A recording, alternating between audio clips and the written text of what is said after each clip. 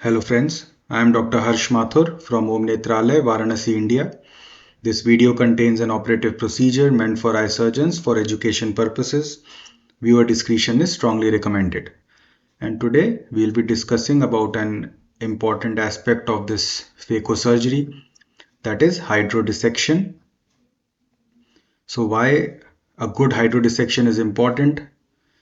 So first of all, it breaks all the capsulocortical adhesions and thus frees the nucleus from the capsular bag and thus makes the maneuvers during the phacosurgery easier.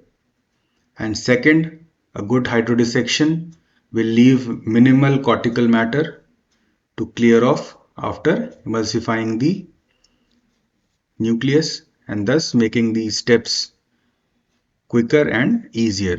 So today we will be seeing how to go about doing a good hydrodissection. So by now the capsule has been stained and we are aiming a 5.25 to 5.5 mm of rhexis, and we have got a fairly round rhexis. This is NS2 to 3 grade cataract.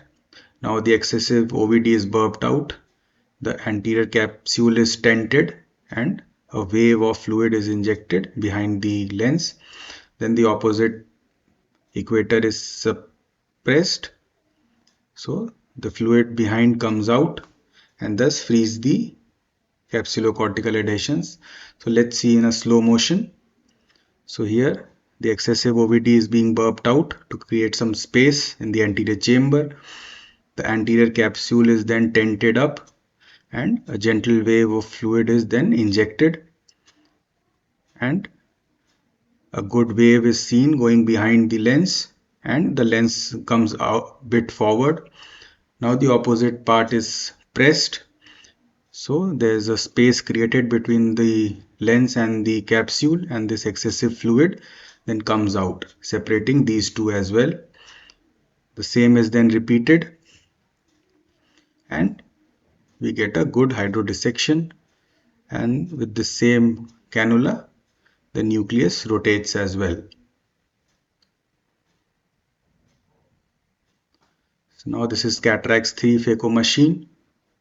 Bevel down, a bit of cortex is removed,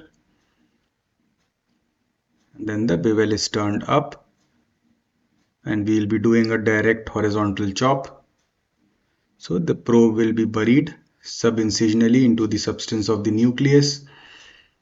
The probe moves a bit forwards towards the center, and once I get a good hold, this karate chopper goes to the far periphery and then is brought towards the probe and then laterally separated, and we get a good crack.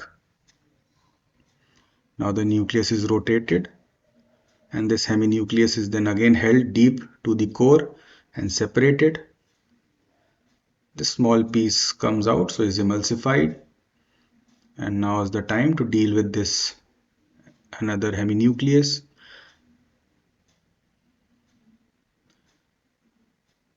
Again we go deep into the substance of the nucleus, gets a good hold, then we just chop it. So now we have small pie-shaped quadrants. The pulse mode is on now, and now is the time to start emulsifying. The probe is always kept in the central safe zone and the hard part is being done by the chopper. Now the second quadrant is then further chopped and then emulsified, making small pieces helps emulsify the nucleus easily, and there is minimal movement in the anterior chamber.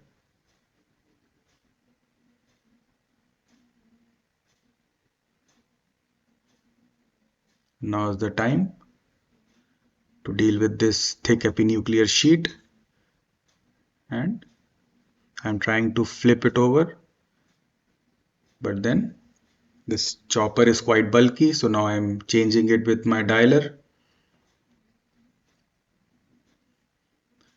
Now I'm trying to dial this epinuclear sheet.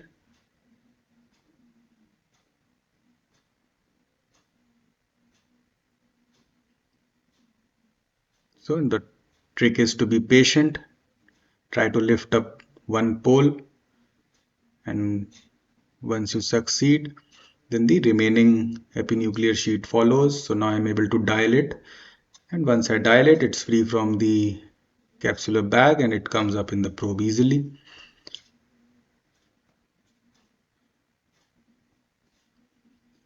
And now once this sheet is removed, you can see there is minimal amount or none of the cortex left to clean. So this signifies a good hydrodissection.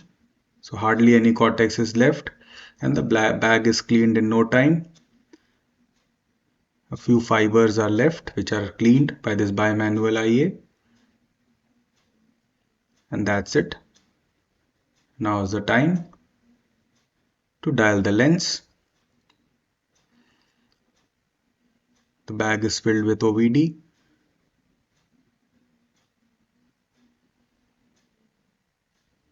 And a wound assisted IL implantation is done. So the IL was tilting towards the opposite side, so just a nudge from the dialer and now it's in the correct orientation, but the leading haptic is not in the bag, so I need to carefully dial it or tuck it in the bag. So first this trailing haptic is dialed in, and once it's in the bag, the leading haptic is gently tucked. Now once the lens is nicely positioned in the bag, time to remove the OVD both in front and behind the IOL. A good OVD wash is important, which will prevent any post-operative spikes, give a quick visual recovery to the patient, and that's it. So the take-home message is doing a good hydrodissection is of utmost important, and it's a very important step in phaco. It not only makes the nucleus mobile and makes the maneuvers easy, but it also leaves behind very minimal amount of cortex to be cleaned and thus makes the surgery quicker and more efficient. So next time, give a good amount of time while doing hydrodissection. I hope this maneuver and the tricks I have told you help you in the future. Do like and subscribe my channel and help it grow. The wounds are hydrated, the lens is nicely centered, and that's it. The case is done. Thank you for watching.